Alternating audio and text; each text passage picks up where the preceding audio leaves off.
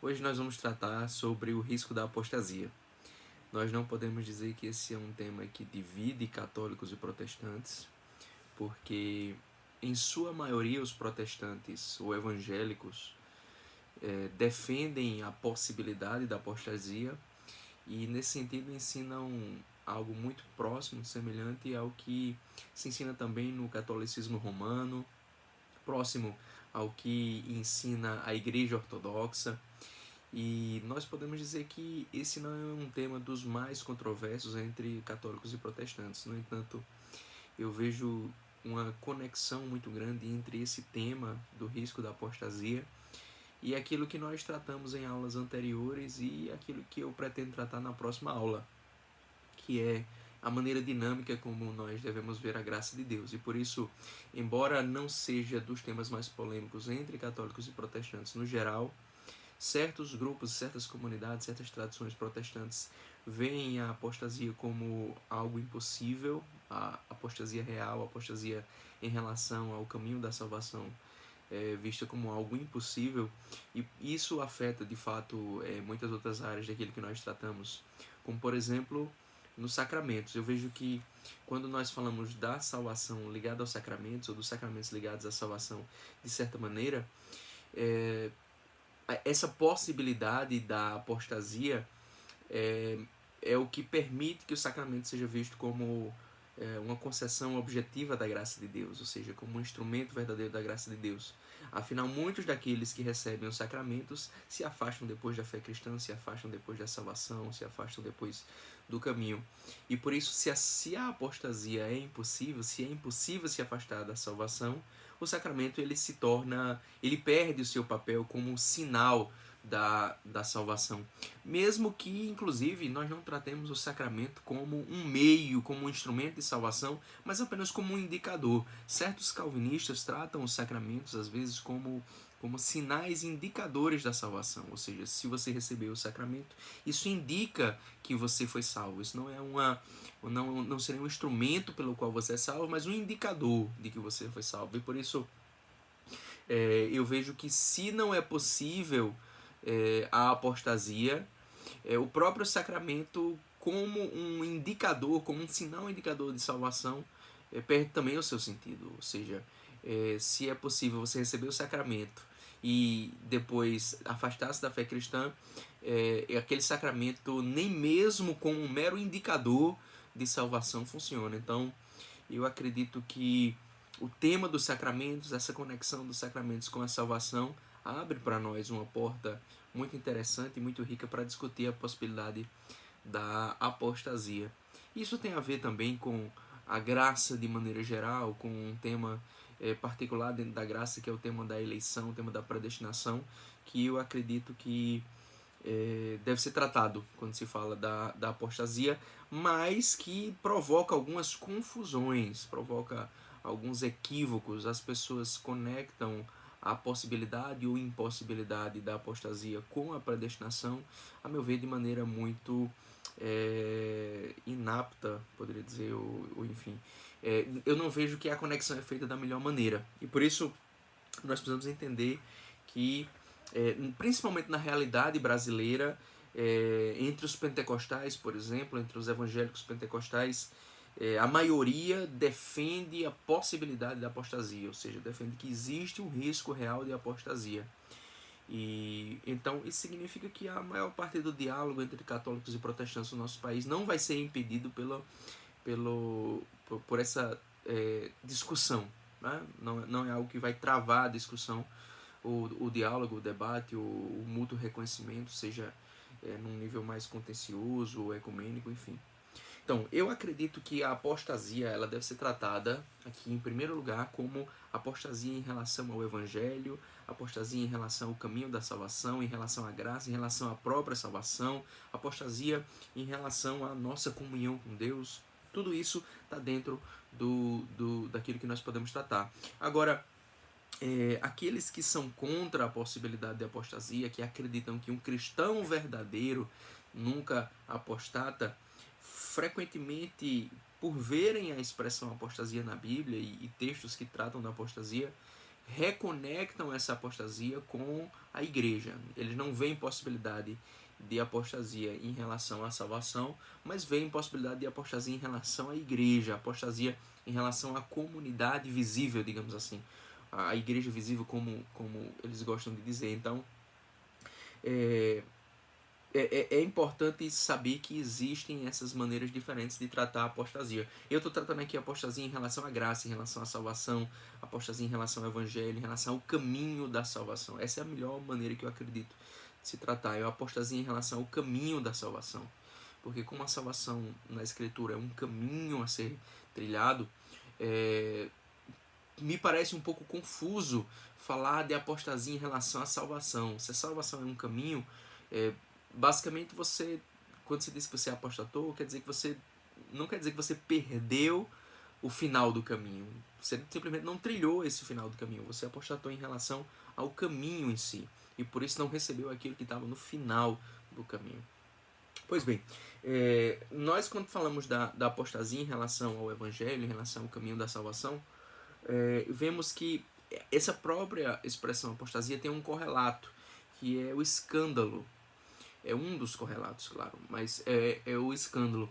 Ou seja, quando uma pessoa apostata da fé cristã, quando uma pessoa cai da fé cristã, quando uma pessoa cai do caminho da salvação, existe o correlato que é aquilo que provocou essa queda, que é o escândalo. Então, quando a Escritura Sagrada fala de escândalo, o que ela quer dizer não é simplesmente algo que é ofensivo, um acontecimento. Nós normalmente tratamos escândalo na linguagem mais corrente como um acontecimento ofensivo, algo que nos ofende, é escandaloso, algo que nos ofende como comunidade, algo que é moralmente ofensivo. Mas quando a escritura trata de escândalo, não é exatamente isso. Isso também está incluso dentro daquilo que a escritura trata como escândalo, mas não é exatamente isso. Aquilo que a escritura trata como escândalo é aquilo que nos faz cair, aquilo que nos faz tropeçar. E por isso,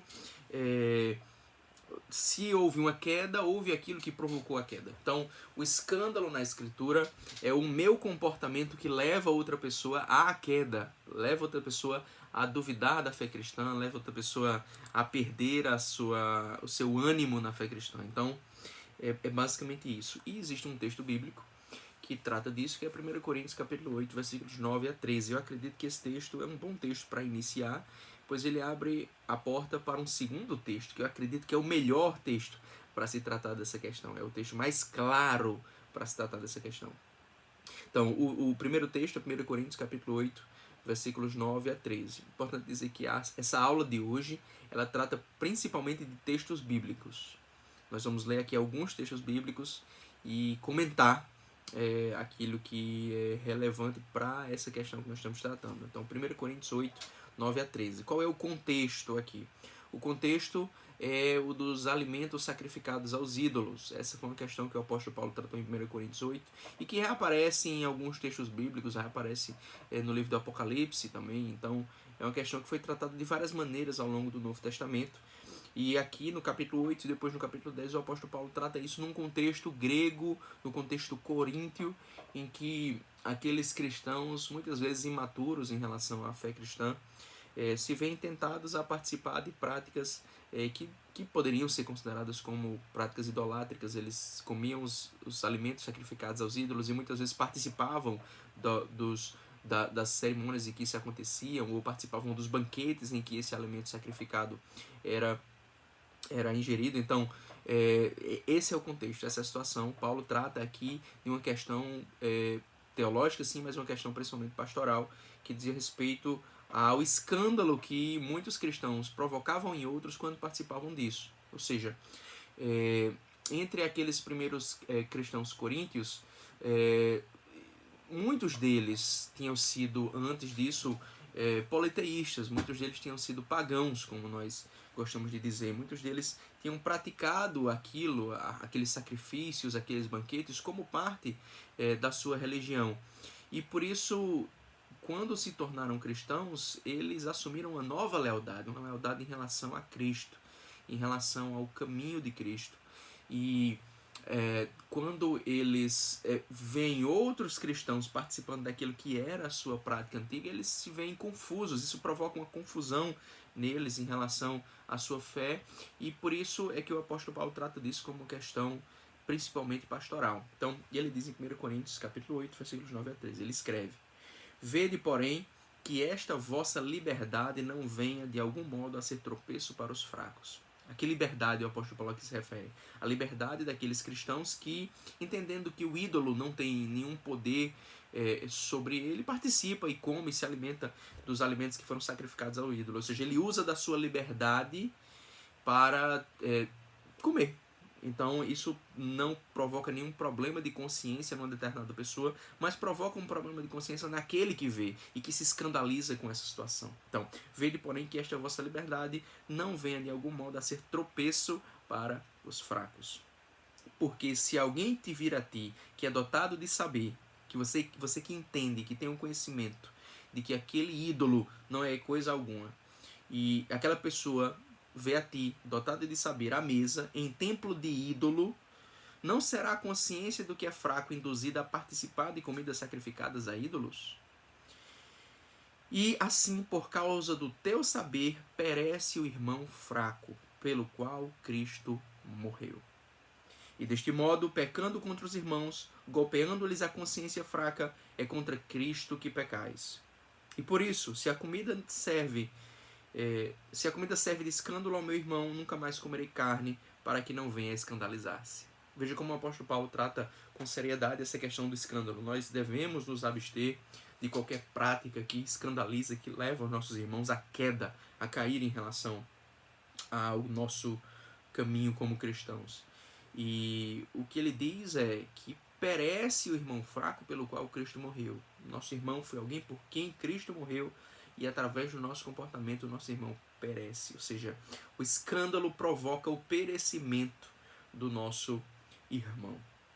Então veja, quando nós tratamos aqui do escândalo, a própria noção de escândalo nos dirige à noção da queda. O escândalo como aquela armadilha. Esse é o sentido grego de escândalo. Scandalon é a armadilha que é colocada para que alguém tropece. E o nosso comportamento muitas vezes é a armadilha que leva outra pessoa a cair. Então, existe nisso uma dinâmica da graça de Deus que possibilita, que permite a queda.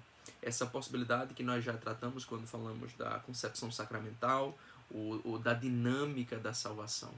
De toda maneira, essa possibilidade de queda está nos pais da igreja. Nenhum pai da igreja jamais tratou a salvação como algo impossível de se perder, ou a graça como algo impossível de abandonar, de deixar. Mesmo Santo Agostinho ensina a justificação temporária. Santo Agostinho, que ensinou a doutrina da predestinação, que desenvolveu essa doutrina, ele fala da justificação temporária, ou seja, não é por sermos tocados pela graça de Deus de certa maneira, em um determinado momento, que seja impossível nos afastarmos da salvação. Então, para o próprio Santo Agostinho é possível sim uma justificação temporária, uma permanência temporária na graça de Deus e depois uma queda. Claro, Santo Agostinho trata essa queda posterior, ou melhor, ele trata esse início na graça como parte de um agir salvífico eficaz de Deus, e a queda posterior como responsabilidade e culpa humana, mas nada disso elimina a predestinação como ele a vê. Os eleitos, eles irão permanecer até o final. Então, Santo Agostinho distingue entre o que nós poderíamos chamar de o início da fé e o aumento da fé, ou ele distingue entre o dom da fé e o dom da predestinação e o dom da perseverança. Então, nem todos os cristãos retêm em si o dom da perseverança, e por isso alguns ao longo do caminho vão cair. Isso não significa que eles não receberam verdadeiramente o primeiro dom. Então, eu acho que essa é uma linguagem que confunde muito quando nós falamos de cristãos verdadeiros. Eu acho que essa linguagem de cristãos verdadeiros é uma linguagem que confunde muito. Em primeiro lugar, ela confunde o nosso relacionamento com nossos irmãos, porque quando nós começamos a tratar outras pessoas como cristãos verdadeiros e cristãos falsos, E isso nos induz a uma mentalidade de julgamento que não contribui para a vida em comunidade. Mas, além disso, eu acho que isso confunde muito a nossa soteriologia. O que nós temos que ver é que existem muitas pessoas que estão no caminho da salvação. Alguns vão chegar ao final e outros não. Então, essa possibilidade da justificação temporária, essa possibilidade da apostasia verdadeira, para que a gente trate isso da melhor maneira, é melhor deixar de lado qualquer linguagem de cristãos verdadeiros e cristãos falsos. Então, diante disso é que eu leio, por exemplo, o texto do Evangelho de João, capítulo 15, versículos 1 a 6. E o texto nos ensina o seguinte: esse, como eu disse, é o texto que eu acredito que é o melhor para tratar da questão da apostasia verdadeira, a possibilidade da apostasia. E o melhor texto é este. João 15, 1 a 6. Eu sou a videira verdadeira e meu pai é o agricultor. Todo ramo que estando em mim não der fruto, ele corta. E todo o que dá fruto, limpa, para que produza mais fruto ainda. Vós já estáis limpos pela palavra que vos tenho falado. Permanecei em mim e eu permanecerei em vós. Como não pode o ramo produzir fruto de si mesmo se não permanecer na videira, assim nem vós o podeis dar se não permanecerdes em mim. Eu sou a videira, vós os ramos. Quem permanece em mim e eu nele, esse dá muito fruto, porque sem mim nada podeis fazer. Se alguém não permanecer em mim, será lançado fora à semelhança do ramo e secará. E o apanham, lançam no fogo e o queimam. Esse texto tem uma continuação muito bela, inclusive o versículo 16 é digno de bastante reflexão com respeito àquilo que nós estamos tratando aqui. Mas Jesus, ele traz aqui a alegoria da videira. Ele se trata como uma videira, como uma árvore, e os seus discípulos como ramos dessa árvore. Nós somos ramos de Cristo. E alguns dos ramos dão frutos e outros não. Pois bem, aqueles que dão frutos permanecem na videira, aqueles que não dão frutos são cortados, arrancados, lançados ao fogo, secam, e no fogo eles queimam. Então, Cristo trata aqui o relacionamento daqueles que se afastam dele, daqueles que não dão fruto, como o relacionamento de pessoas que estão realmente na videira. Cristo não fala aqui, como dizem alguns comentários, às vezes muito engraçados, Cristo não fala aqui daqueles que estão externamente nele, daqueles que estão internamente, ou enfim, como se queira distinguir. Cristo não diz nada sobre isso. O que Cristo nos ensina é sobre aqueles que estão na videira e dão fruto e aqueles que estão na videira e não dão fruto. A expectativa da videira é que todos os seus frutos, todos os seus ramos deem fruto, mas há aqueles que não dão e por isso são arrancados da videira. Se eles são arrancados da videira é porque eles estão na videira. E por isso existem pessoas que hoje estão em Cristo, estão conectadas a Cristo, recebem dele a sua alimentação e ainda assim serão arrancadas de Cristo. O que há de mais interessante aqui nesse texto e na continuação do texto é o paradoxo. Por um lado, se nós damos frutos, se nós frutificamos, se existe uma ação da graça de Deus em nós, é porque nós estamos conectados a Cristo. De nós mesmos nós não somos capazes de fazer nada, de nós mesmos não somos capazes de gerar aquilo que Cristo espera de nós, mas quando estamos conectados a Ele, sim. Por outro lado, ele nos responsabiliza quando nós não damos frutos. Então, o nosso fruto, aquilo que nós temos de positivo, aquilo que é realizado em nós, é fruto da graça, é a ação de Cristo em nós, é porque nós estamos ligados à videira. Sem a videira não seríamos capazes disso. E, no entanto, quando nós não damos fruto, é responsabilidade nossa. Muitos veem isso como um grande paradoxo, mas é o paradoxo que é revelado de Deus para nós e é o que nós temos que aceitar. Existe um perigo quando nós evitamos um dos dois lados do paradoxo, ou seja, quando nós tratamos a queda também como gratuita, ou seja, quando nós, em vez de responsabilizarmos a nós mesmos pela nossa queda, nós responsabilizamos Deus, como se Deus tivesse nos selecionado para a perdição. Por outro lado, também é verdade que existe um perigo quando nós tratamos os dois lados como responsabilidade humana, como responsabilidade nossa.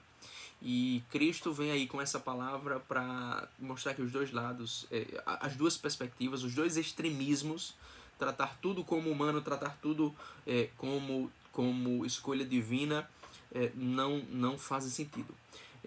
O sentido verdadeiro está em tratar o fruto como resultado da graça e tratar a condenação como resultado de responsabilidade nossa. É culpa nossa que nós não tenhamos dado fruto. Pois bem, esse eu acredito que é o texto que mostra de maneira mais clara o que é apostasia. Apostasia é você estar conectado a Cristo. E isso acontece de maneira espiritual. Essa pessoa está espiritualmente conectada a Cristo e ela vem a se afastar de Cristo. Ela é arrancada da videira. E nós podemos comparar aqui a outra analogia bíblica, que é a do corpo de Cristo. A igreja é vista como um corpo pelo apóstolo Paulo, lá, por exemplo, em 1 Coríntios capítulo 12. E é como se alguém que hoje é parte do corpo, é um dos membros do corpo, fosse arrancado, fosse tirado ali do corpo. Isso provoca uma ferida, mas existe um arrancamento real. Existem pessoas que estão realmente conectadas a Cristo. Nós podemos comparar isso também à oliveira a que o apóstolo Paulo se refere em Romanos 11. Ele diz que vários ramos da oliveira foram arrancados. É possível que quando o apóstolo Paulo fala desses ramos da oliveira, ele esteja se referindo a mais ou menos a mesma parábola a que o Senhor Jesus Cristo se refere aqui em João 15, essa alegoria da videira. O apóstolo Paulo fala da alegoria da oliveira. Muitos ramos foram arrancados da oliveira e outros foram colocados. Pois bem, aquele que foi arrancado da oliveira estava na oliveira. E o que eu acho interessante aqui é que explicitamente nesse texto de João capítulo 15, a videira é Jesus. Jesus é a videira. Existem pessoas que estão em Cristo, estão conectadas a Ele e serão arrancadas. Isso provoca uma ansiedade em algumas pessoas porque elas se percebem como estando hoje em Cristo, mas que isso não garante que elas vão até o fim. Ou seja, é preciso que elas deem fruto. Outro texto bíblico, Mateus 5, 27 a 30, é um texto que, de certa maneira, conecta esses dois temas, ou esses dois textos bíblicos que nós falamos até agora, que é o tema do escândalo, aquilo que lhe provoca escândalo, aquilo que lhe faz cair. Mateus 5, 27 a 30. Ouvistes o que foi dito, não adulterarás. Eu, porém, vos digo, qualquer que olhar para uma mulher com intenção impura no coração já adulterou com ela. Se o teu olho direito te faz tropeçar, arranca-o, lança-o de ti, pois te convém que se perca um dos teus membros e não seja todo o teu corpo lançado no inferno. E se a tua mão direita te faz tropeçar, corta, lança de ti, pois te convém que se perca um dos teus membros e não vá todo o teu corpo para o inferno. Qual é a advertência de Cristo aqui? A advertência é que nós temos que tomar cuidado com aquilo que nos escandaliza, com aquilo que nos faz cair, porque aquilo que nos faz cair nos leva ao inferno. Então, existe uma advertência real de Jesus aí. A advertência de Jesus diz respeito ao nosso comportamento. Se nós não tirarmos aquilo que nos faz cair, aquilo que nos provoca o escândalo, nós seremos levados ao inferno. Portanto, esse deve ser o nosso cuidado, de não permitir que a nossa vida esteja recheada de coisas que nos escandalizam, que nos fazem cair. Quando eu não acredito que a queda é possível, se eu não acredito que é possível se afastar de Cristo, que é possível se afastar em relação ao caminho da salvação, quando eu não acredito que para mim é possível a condenação do inferno, eu não sei meu futuro, falo aqui de possibilidade, quando eu não acredito que isso é possível, essa advertência de Jesus se torna inútil para mim. Então a advertência de Jesus, ela só funciona para nós quando nós entendemos que existem coisas que precisam sim ser tiradas da nossa vida. Outro texto bíblico, um texto muito simples e na realidade é um texto bem citado quando a gente trata desse tema, é Gálatas 5, 4. Gálatas capítulo 5, versículo 4. De Cristo vos desligastes, vós que procurais justificar-vos na lei, da graça decaístes. O trecho mais famoso é esse último, da graça decaístes, ou seja, da graça tendes caído. Vocês caíram da graça. Vocês estavam na graça e caíram dela. Então é possível sim cair da graça. De Cristo vos desligastes. Você se desligou de Jesus, assim como a videira, os ramos da videira foram arrancados, nós nos desligamos de Cristo quando caímos dele. Outro texto muito interessante, Hebreus capítulo 10, versículos 26 e 29, 26 a 29, perdão. Porque se vivermos deliberadamente em pecado, depois de termos recebido o pleno conhecimento da verdade, ele fala aqui de um pecado deliberado. Depois que você já recebeu o conhecimento da verdade, você peca deliberadamente, já não resta sacrifício pelos pecados. Pelo contrário, certa expectação horrível de juízo e fogo vingador prestes a consumir os adversários. Sem misericórdia, morre pelo depoimento de 2 ou 3 testemunhas quem tiver rejeitado a lei de Moisés. De quanto mais severo o castigo, julgais vós, será considerado digno aquele que calcou aos pés o Filho de Deus e profanou o sangue da aliança, com o qual foi santificado, e ultrajou o Espírito da graça. Aqui, a Epístola aos Hebreus fala de alguém que foi santificado pelo sangue da aliança, foi santificado pelo sangue de Jesus. Esse sangue da aliança não é o sangue da aliança mosaica, porque o sangue da aliança mosaica não é capaz de realmente santificar, como ensina a Epístola aos Hebreus. Aqui se fala do sangue da aliança de Cristo, alguém que foi santificado pelo sangue de Cristo. E todo o contexto é um contexto cristão. Alguém calcou aos pés o Filho de Deus, Jesus. Alguém profanou o sangue da aliança com o qual foi santificado. Ultrajou o Espírito da graça. Fala-se de alguém aqui que estava em comunhão com Deus. Alguém que recebeu o conhecimento da verdade. Alguém que era cristão. Alguém que seguia a Cristo. E, no entanto, essa pessoa vive deliberadamente em pecado. O que acontece com essa pessoa? Diante dela, para essa pessoa, o destino não é um destino de salvação. Há uma expectação horrível de juízo e fogo vingador prestes a consumir os adversários. É a mesma advertência que o Senhor Jesus Cristo nos deu em Mateus capítulo 5, versículos 27 a 30. A possibilidade da condenação, a possibilidade do inferno que não pode ser negada por nós. Quando se fala da possibilidade da apostasia, a relação entre a apostasia e a salvação, muitos, inclusive entre os católicos, e entre os ortodoxos, e um grupo, acredito que menor, entre os protestantes, considera a possibilidade da salvação de todas as pessoas. Essa é uma possibilidade que nós temos que considerar. Mas nós não podemos afirmar peremptoriamente a salvação de todas as pessoas. O que nós temos que imaginar é a possibilidade de que a graça de Deus em algum momento alcance todas as pessoas, em algum momento de suas vidas. E é uma possibilidade que nós temos que considerar, mas a Escritura fala de maneira muito séria também da possibilidade da condenação para cada um de nós. E embora alguém possa dizer, mas eu fui santificado pelo sangue de Cristo, eu fui coberto pelo sangue de Jesus, é impossível para mim ser condenado. Esse texto de Hebreus, capítulo 10, versículos 26 a 29, nos ensina algo diferente. Portanto, a possibilidade de salvação de todos não deve jamais ser usada por nós como um argumento, como uma desculpa diante daquilo que é a nossa responsabilidade espiritual. Não devemos jamais viver deliberadamente em pecado. 2 Pedro, capítulo 2, versículos 1, 20 a 22. É um texto que nos fala de apóstatas.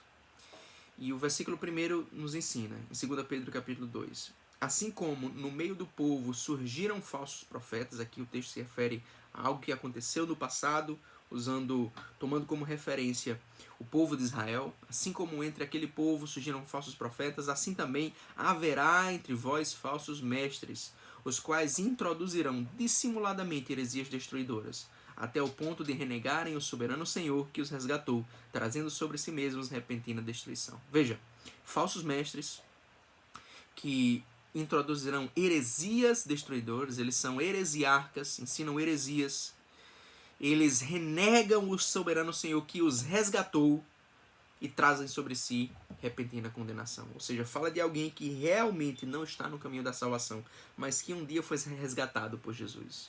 Ou seja, pessoas que um dia foram alcançadas pela graça, mas que se tornaram heréticos, se tornaram mestres de falsas doutrinas.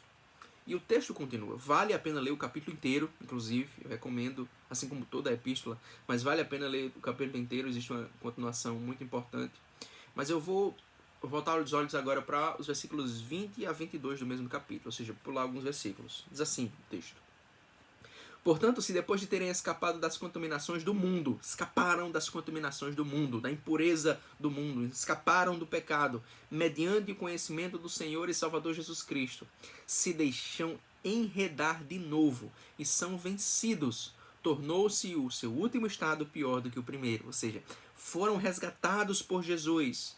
Eles escaparam da contaminação do mundo, mas o seu último estado se tornou pior do que o primeiro. Ou seja, uma pessoa que foi realmente resgatada por Jesus pode decair a um estado que é pior do que aquele que havia antes da graça entrar em sua vida. Pois melhor lhes fora nunca tivessem conhecido o caminho da justiça, do que após conhecê-lo voltarem-se atrás. Ou seja, como eu disse, afastar-se do caminho, apostatar em relação ao caminho da justiça, apartando-se do santo mandamento que lhes fora dado. Com eles aconteceu o que diz certo adágio verdadeiro: o cão voltou ao seu próprio vômito, e a porca lavada voltou a revolver-se no lamaçal. Ou seja, nós podemos ver aqui que, de certa maneira, o texto trata o apóstata como um cão, como um porco. Ou seja, embora ele tenha sido tirado da sujeira, continuava sendo cão, continuava sendo porco. E diante disso deve existir sim um cuidado na interpretação do texto, mas é alguém que foi sim tirado, é alguém que foi resgatado da sujeira, ou seja, existia uma ação da graça de Deus real na vida dessa pessoa.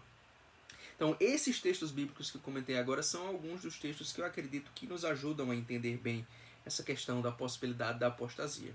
Existem outros, muitos outros textos, principalmente no Novo Testamento, alguns no Antigo Testamento. Eu não foquei aqui no Antigo Testamento, mas a gente pode falar de 2 Crônicas 15:2, Ezequiel 3:20, Ezequiel 18:24.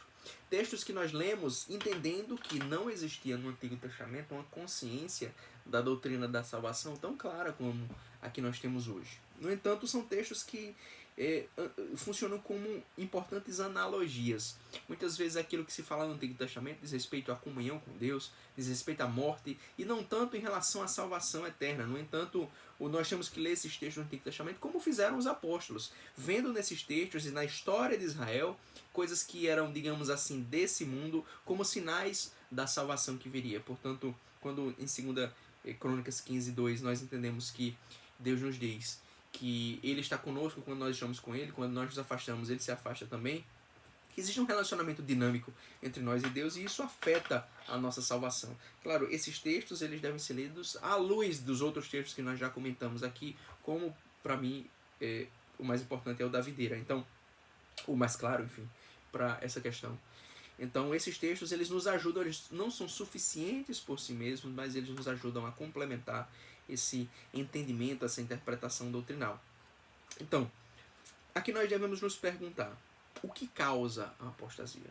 O que provoca a apostasia? Esses textos já nos mostraram algumas coisas. Por exemplo, Hebreus 10, como eu disse, fala da prática deliberada do pecado, daquele que já conhece a verdade e mesmo assim deliberadamente deseja viver em pecado. Outro texto nos fala sobre heresias, é o texto de 2 Pedro 2.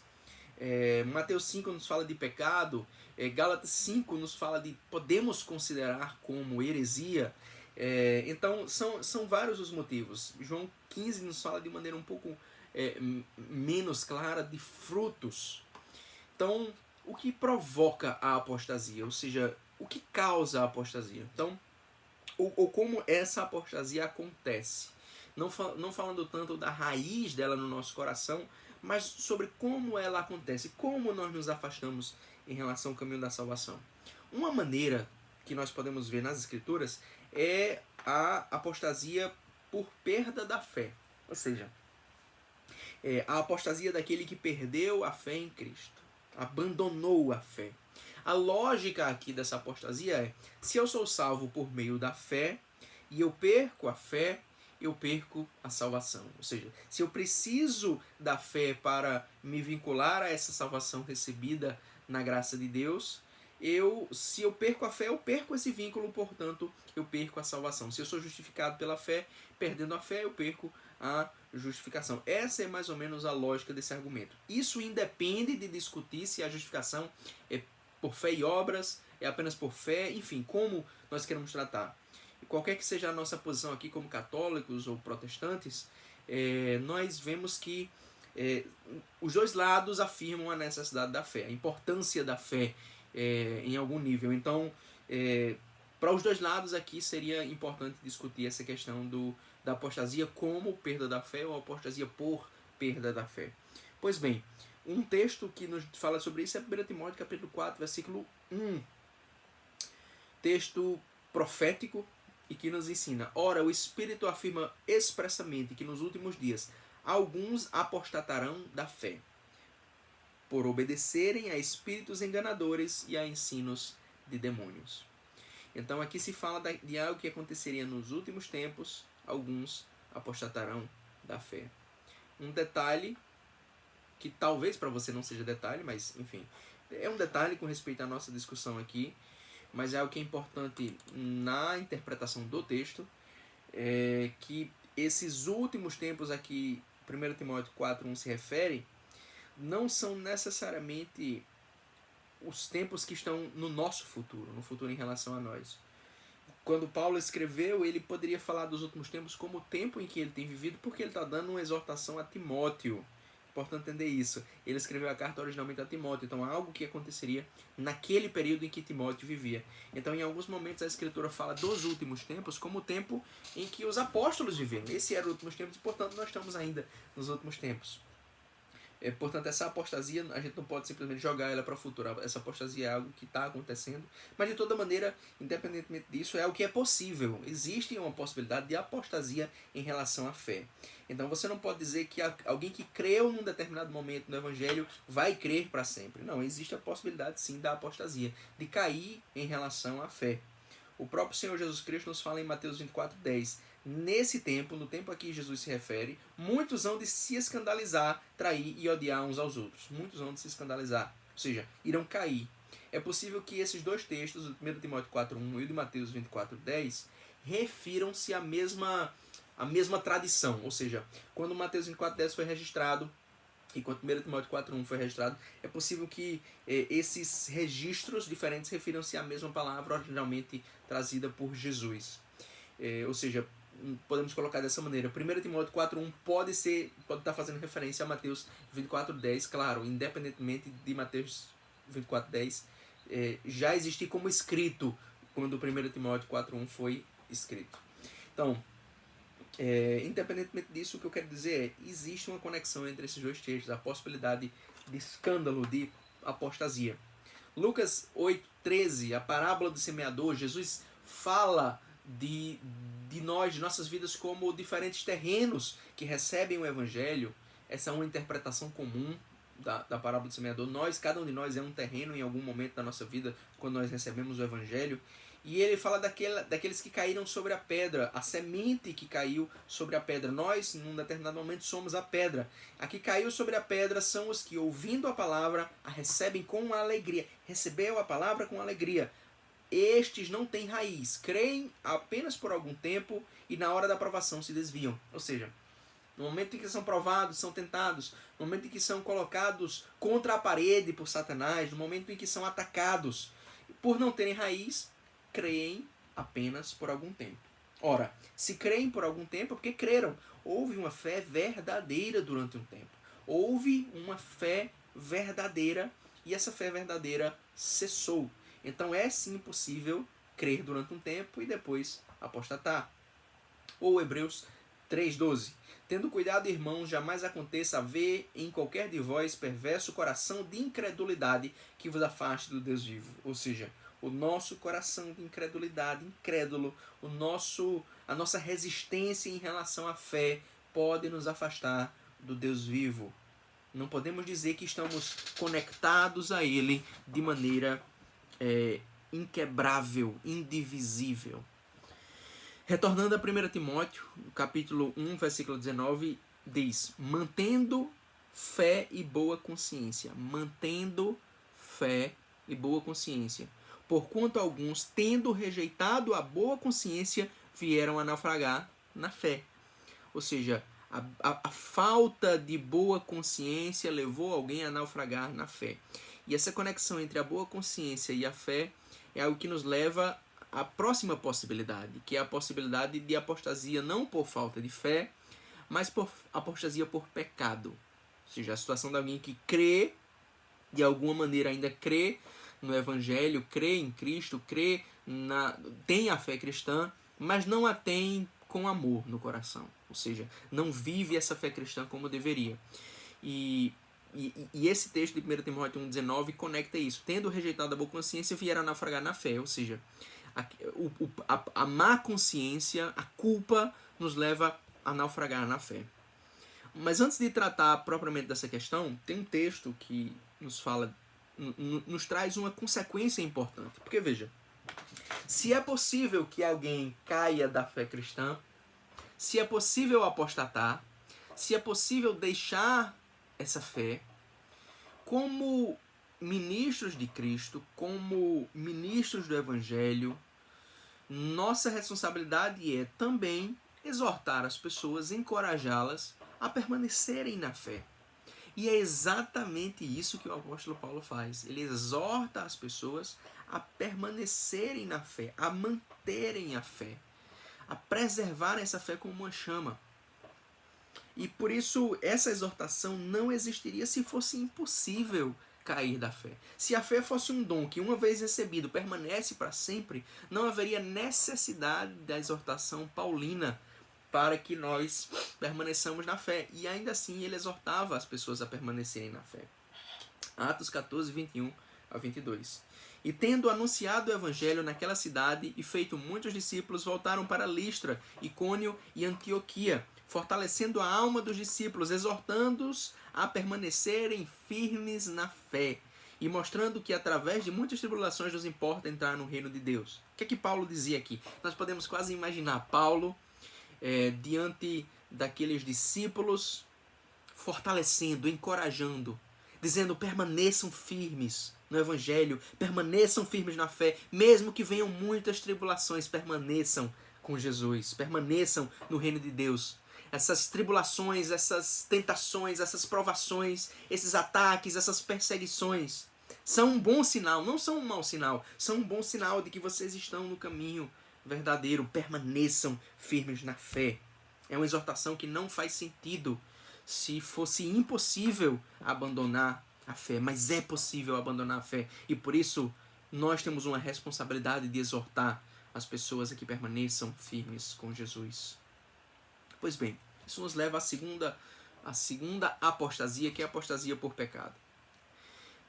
Eu vejo essa apostasia por pecado principalmente em dois tipos de textos bíblicos. Um é o texto que nos fala da condenação por pecados. Nós vemos, por exemplo, Gálatas 5:19 a 21, o apóstolo Paulo e alguns outros textos bíblicos têm listas de pecados e das consequências para a nossa condenação quando nós vivemos nesses pecados. Então, Gálatas 5:19 a 21 ensina: ora, as obras da carne são conhecidas e são prostituição, impureza, lascívia, idolatria, feitiçarias, inimizades, porfias, ciúmes, iras, discórdias, dissensões, facções, invejas, bebedices, glotonarias e coisas semelhantes a estas, a respeito das quais eu vos declaro, como já outrora vos preveni, que não herdarão o reino de Deus os que tais coisas praticam. Não herdarão o reino de Deus os que tais coisas praticam. Pois bem, nós vemos na igreja, nós vemos entre os cristãos pessoas que têm a fé em Cristo, creem em Cristo e ainda assim vivem nessas práticas. Vivem em prostituição, em impureza, lascívia, idolatria, feitiçarias, inimizades, porfias, etc. Vivem nessas práticas. E a exortação do apóstolo Paulo é séria. Quem pratica tais coisas não herdará o reino de Deus. De nenhuma maneira herdará. Pois bem, essa é uma maneira pela qual eu vejo a apostasia, a possibilidade de perda da salvação.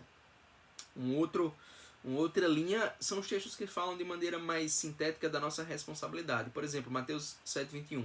Nem todo o que me diz Senhor, Senhor entrará no reino dos céus, mas aquele que faz a vontade de meu Pai que está nos céus. Ou Lucas 13:22 a 25. Passava Jesus por cidades e aldeias, ensinando e caminhando para Jerusalém. E alguém lhe perguntou: Senhor, são poucos os que são salvos? Alguém perguntou a Jesus sobre salvação. Respondeu-lhes: esforçai-vos por entrar pela porta estreita, Pois eu vos digo que muitos procurarão entrar e não poderão. Quando o dono da casa se tiver levantado e fechar a porta, e vós do lado de fora começardes a bater, dizendo: Senhor, abre-nos a porta, ele vos responderá: não sei de onde sois, não vos conheço. Pois bem, Cristo nos fala de uma responsabilidade. Esforçai-vos por entrar pela porta estreita. Existe um esforço em nós por entrar pela porta estreita. E Romanos 8, 12, 13. Assim, pois, irmãos, somos devedores não à carne, como se constrangidos a viver segundo a carne. Porque se viverdes segundo a carne, caminhais para a morte, mas se pelo Espírito mortificardes os feitos do corpo, certamente vivereis. O que é que Cristo nos fala aqui através da carta de Paulo? O que é que ele nos ensina? Ele nos ensina que aquele que vive segundo a carne caminha para a morte, aquele que vive segundo o Espírito, mortificando os feitos do corpo, viverá. Ou seja, para a salvação é necessário mortificar os feitos do corpo, ou as obras da carne. Quando se refere aos feitos do corpo, o apóstolo Paulo não usa a palavra corpo como nós usamos hoje, como se o pecado fosse simplesmente algo corporal. Existe o pecado que não é necessariamente corporal, como o próprio Senhor Jesus Cristo nos ensinou, lá em Mateus 5. Mas aquilo que ele chama aqui de feitos do corpo são aquelas obras da carne, de Gálatas 5, 19 e 21, que dizem respeito muitas vezes a iras, discórdias, lascívia, idolatria, impureza, etc. Ou seja, pecados que envolvem sim o nosso comportamento, claro, mas muitas vezes acontecem no nosso coração, né? Então, o apóstolo Paulo nos ensina que para que nós possamos viver, para que nós possamos receber a vida eterna, nós precisamos mortificar os feitos do corpo. Então, quando nós falamos nessa segunda possibilidade, a possibilidade de apostasia em relação à salvação, em relação ao caminho por pecado, algumas pessoas têm mais problema. Então, por exemplo, os luteranos, eles têm muita facilidade de entender a apostasia por falta de fé. Isso é algo que os luteranos ensinam, que é possível alguém ser condenado perdendo a fé. Ou seja, alguém que tinha uma fé verdadeira, recebeu a graça de Deus num determinado momento de sua vida, mas perdeu a fé por algum motivo. Para o luterano, para muitos arminianos, isso é algo fácil de entender, é algo fácil de aceitar, é algo que eles ensinam. Mas a possibilidade de perda da salvação, ou de apostasia em relação ao caminho da salvação, por pecado é algo que se torna um pouco mais complicado de entender. Muitas vezes por terem uma concepção mais radical. Eu não me refiro a luteranos e arminianos em geral aqui. Eu refiro a certas pessoas que têm uma concepção radical de justificação pela fé, que elimina completamente qualquer tipo de comportamento humano do diálogo, e por isso essas pessoas têm dificuldade de visualizar essa possibilidade de perda da salvação por pecado, que é algo que as escrituras tratam. Então, o que essas pessoas pensam é: se alguém é salvo pela graça, se você é salvo pela graça, você não pode ser condenado pelas obras. Essa é a lógica, basicamente. Se a salvação é pela graça, você não pode ser condenado pelas suas obras. Você não foi salvo pela graça, você não foi salvo por obras. Então, o critério aqui deixa de ser as obras. Então, você não pode depois introduzir as obras como um critério de condenação. Então, se você não precisou de obras para receber a salvação, como pode perder a salvação pelas más obras? Essa é a lógica, que é uma lógica falsa. Ou seja, é perfeitamente possível você receber algo pela graça e depois perder pelas suas obras. Não tem nada de lógico ou de ilógico nessa questão que nos leve a um posicionamento diferente. O que impede a salvação, o que impede que a salvação seja pela graça e a condenação pelas obras. Eu compro uma entrada para você num evento, eu lhe dou essa entrada de graça, e você entra, mas depois se levanta e vai embora. Não tem nada de lógico nisso. Então, quando a gente trata dessa questão, a gente não tem que pensar que se isso é lógico ou ilógico, tentando imaginar aqui o lógico como o mais simples possível. Porque, no fundo, quando essas pessoas questionam, fazem essa pergunta sobre a possibilidade de salvação como sendo algo lógico ou ilógico, o que elas têm em mente é aquilo que é mais simples ou mais fácil de entender, mas não devemos pensar o lógico ou ilógico como aquilo que é necessariamente mais simples ou mais fácil de entender. Então, essa objeção é irrelevante. O que a gente tem que perguntar é o que nos ensina a revelação divina sobre isso. Essa é simplesmente a pergunta que devemos fazer. Então, aqueles que são mais ligados à teologia patrística, à teologia escolástica, ou mesmo aqueles que costumam enfatizar o tripé das virtudes paulinas, a fé, a esperança e o amor, devem ter notado aqui um certo padrão. Quando a gente fala da apostasia, a gente falou da perda da salvação, ou do caminho da salvação por falta de fé, perda da fé e como pecado. Pois bem, nós podemos ver aqui, no fundo, 3 perdas: a perda da fé, a perda da esperança e a perda do amor.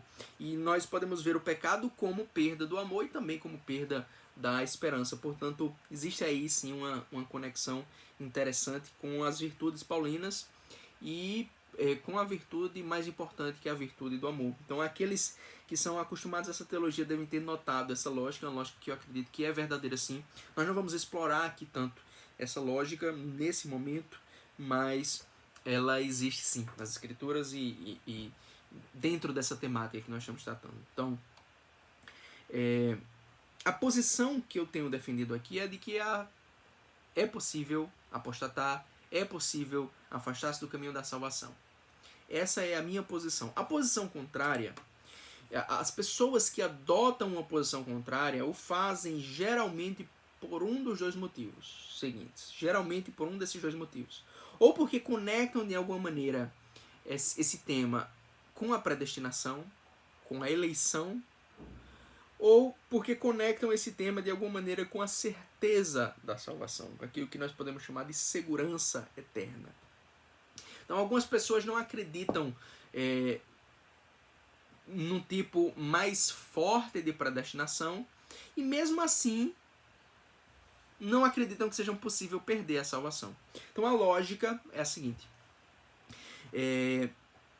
para aqueles que defendem a primeira posição, se você for escolhido por Deus para a salvação, você vai aceitar essa salvação, vai receber, vai viver de acordo com essa salvação, e mesmo que em algum momento você peque, ou enfim, aconteça o que acontecer, se Deus lhe predestinou para a salvação, Ele vai garantir os meios para que no final da história você esteja com Ele. Então, mesmo que haja uma queda num determinado período, em algum momento você vai retornar, porque Deus lhe predestinou à salvação. Então, antes da sua morte, em algum momento você retorna. Essa é a primeira posição. A segunda posição é diferente dessa. A segunda posição é daqueles que, embora não acreditando na predestinação dessa maneira, ou seja, nessa forma mais rígida de predestinação, acreditam que nós podemos tomar um primeiro passo em relação à salvação, mas que a partir dali o Senhor nos cobre da sua graça, de tal maneira que mesmo que vivamos nos mais devassos pecados, mesmo que vivamos como quisermos, digamos assim, não vamos perder a salvação. Ou seja, Deus vai nos conduzir ao longo do processo de maneira que a salvação não seja perdida. Essas 2 posições para mim estão equivocadas por vários motivos.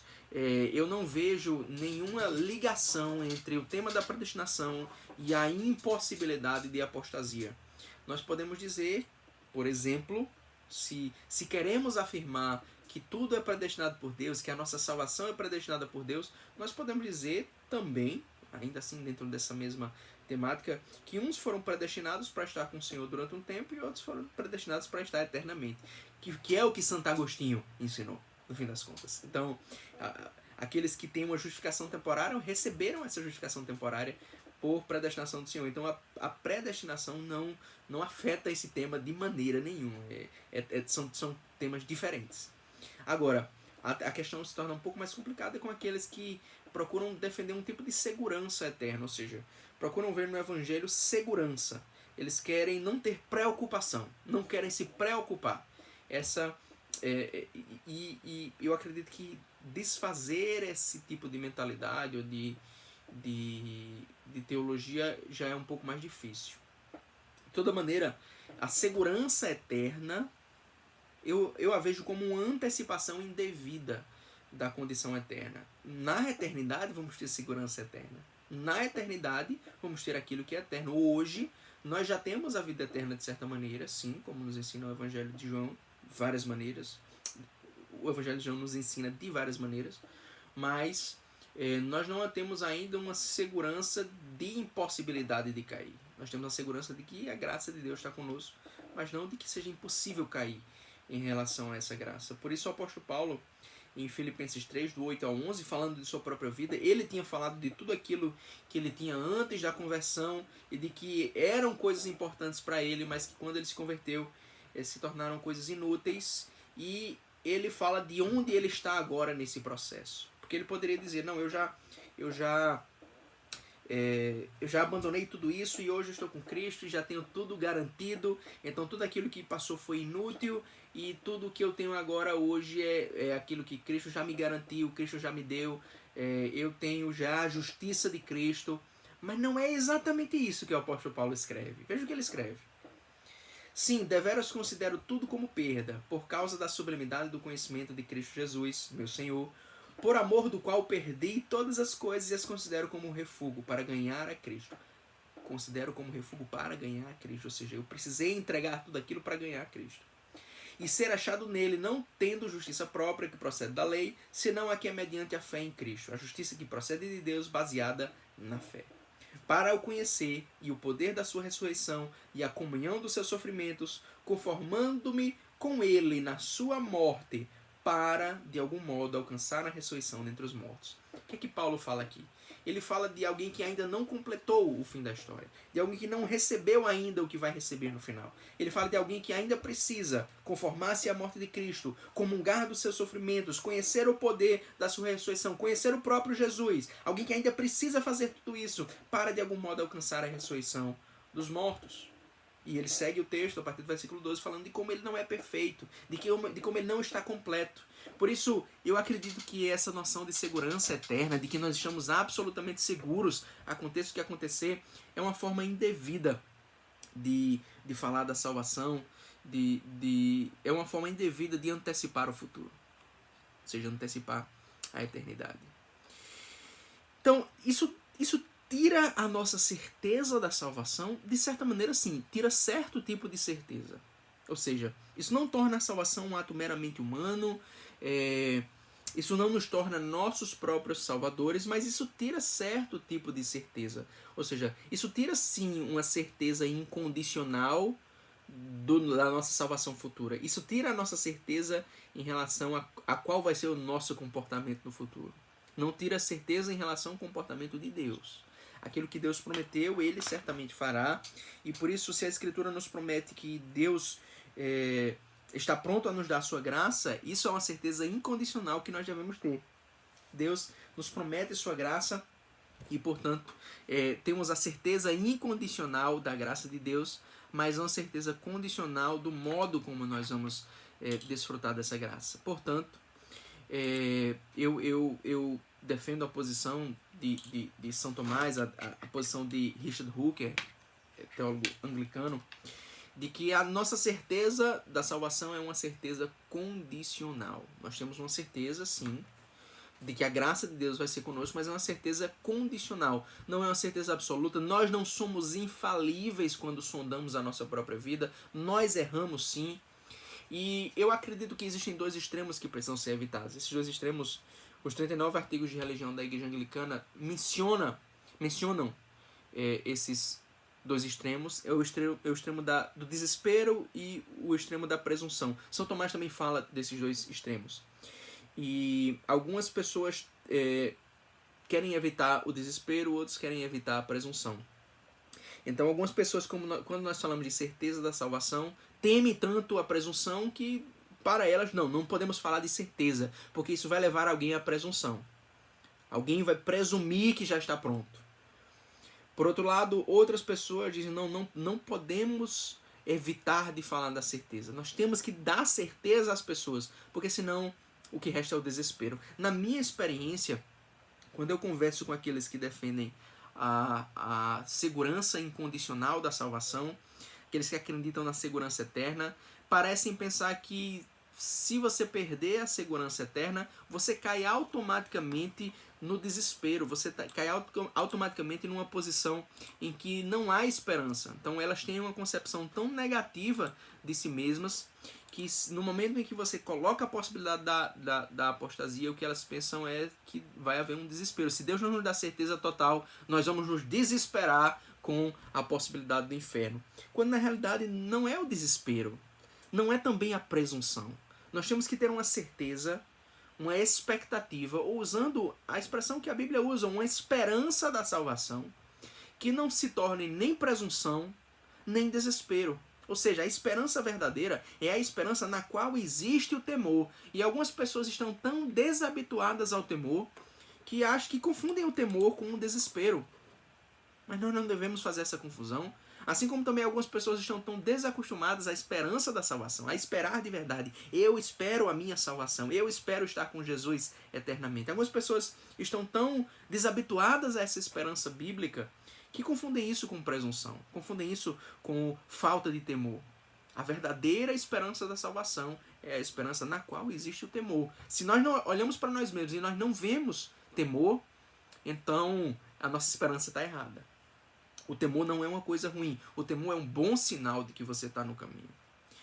E então essa objeção eu vejo que não faz sentido. A objeção do desespero sem a segurança eterna é automaticamente o desespero. Não. Nem a segurança eterna, nem o desespero. Mas uma posição que é intermediária.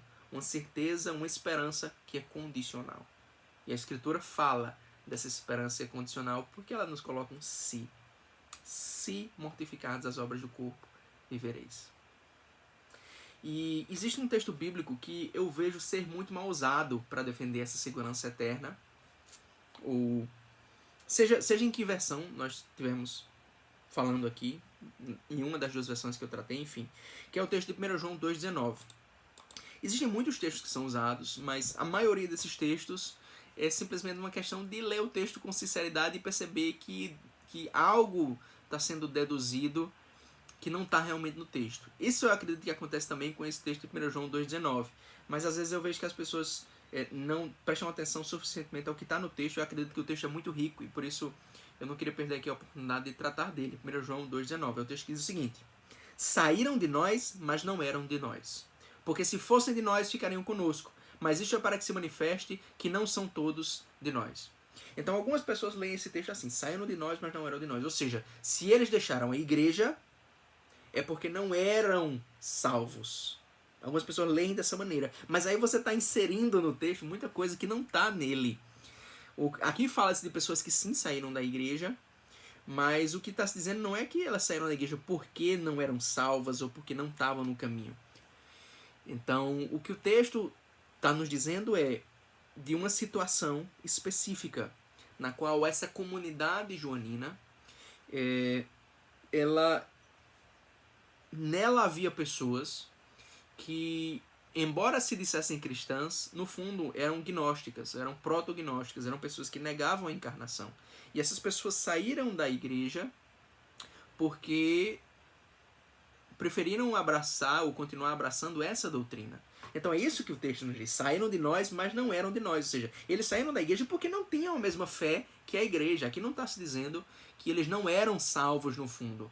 E, portanto, você não pode usar uma situação específica que aconteceu com essas pessoas para dizer, todo aquele que deixa a igreja, que apostata apenas em relação à igreja.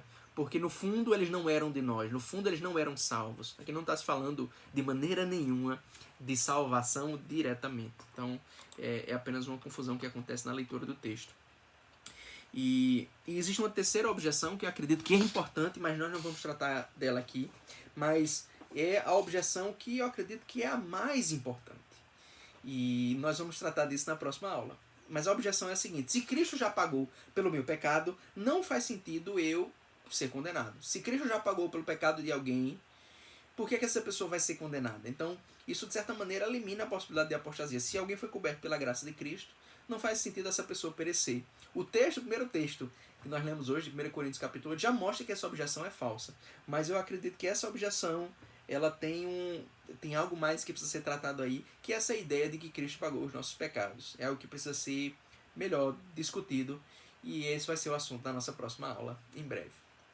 Pois bem, eu acredito que esse tema da possibilidade da apostasia nos leva a uma maior seriedade no caminho de Cristo, nos leva a levar mais a sério as advertências bíblicas, um maior incentivo ao uso dos meios de graça, porque é a graça de Deus que nos mantém, um maior cuidado para não levar outras pessoas à queda. Isso dá uma certa visibilidade à igreja também, uma empiricidade do caminho, ou seja, não separar a apostasia em relação à igreja da apostasia em relação à salvação. A igreja é o caminho da salvação e por isso apostatar em relação à igreja é também apostatar em relação à salvação de certa maneira. E nós não sabemos ao certo o destino das pessoas, mas nós precisamos saber se elas estão no caminho ou não. Porque a Escritura nos ensina a trazer aqueles que não estão no caminho ao caminho. Então a apostasia em relação à salvação é coerente com a apostasia em relação à igreja. Os calvinistas e alguns outros grupos protestantes, principalmente batistas, veem a apostasia apenas em relação à igreja. A salvação não é perdida, mas você perde o seu vínculo com a igreja, principalmente o vínculo daqueles que parecem salvos, mas não são. E eu acredito que existe aí também um papel pastoral de exortar, é o papel que o apóstolo Paulo traz em Atos 14, o papel de exortar as pessoas a permanecerem no caminho, a permanecerem firmes na fé. Eu acho que isso é parte e é consequência, e por isso esse tema da apostasia ilumina muito a nossa missão como cristãos. Não apenas para ganhar almas para Jesus, mas também exortar essas almas a que permaneçam com Jesus. Que o Senhor nos conceda uma fé que vence todo o desespero e que jamais ceda à presunção. E que nenhum de nós jamais caia do caminho. Que o Senhor nos preserve, que o Senhor te preserve. Em nome do Pai, do Filho e do Espírito Santo. Amém.